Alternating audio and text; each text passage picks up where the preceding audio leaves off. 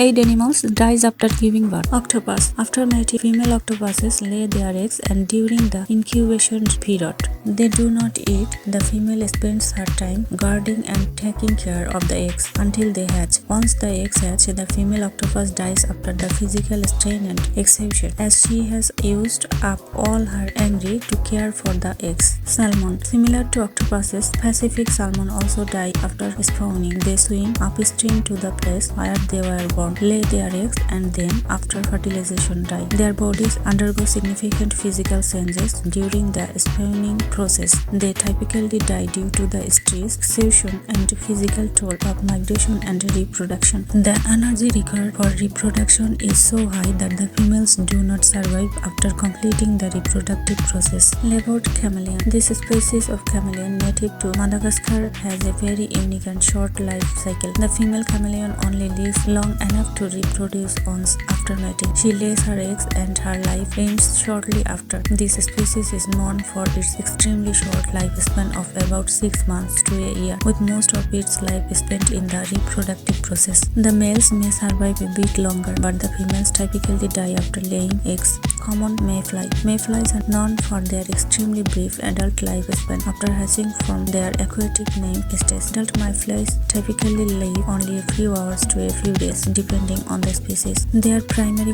goal in this short life is reproduction. After mating, female mayflies lay their eggs and die shortly thereafter. The males also typically die soon after mating. In both species, death after reproduction is an extreme example of a life cycle strategy where reproduction is the sole focus of their brief lives. Squid. Many species of squid, particularly giant squid and Pacific red octopus, have similar life cycles. Two octopuses. After mating, female squid lay their eggs and devote all their energy to protecting and ensuring the survival of their eggs. After this, the female usually dies. The male may also die shortly after mating. Though this is less common in squid than in octopuses, the death of the female squid after reproduction is typically due to exhaustion and the intense physical toll of egg laying. Praying mantis. In the case of praying mantises, the females are often known for their behavior of consuming the male after mating, while the male may not always die directly after mating. In some species, the female may kill and eat him. As for the female, after laying her eggs, she typically dies as well. The stress and energy expended during mating and egg laying contribute to her death shortly after reproduction. In some mantis species, the female's death is linked to the intense reproductive cycle. Squid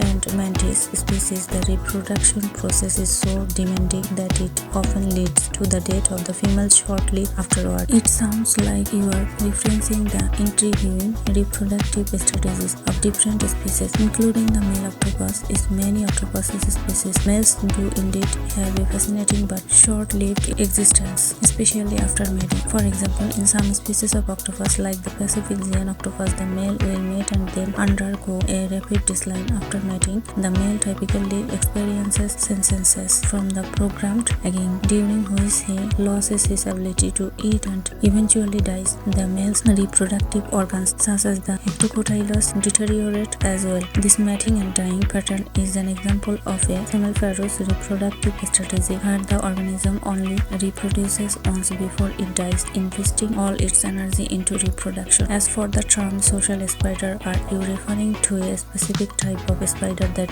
exhibits social behavior or communal living, such as the genius? Are some species from cooperative colonies? If so, I can dive deeper into that too. Thanks for watching. If you enjoyed this video, please subscribe to our channel for more amazing content.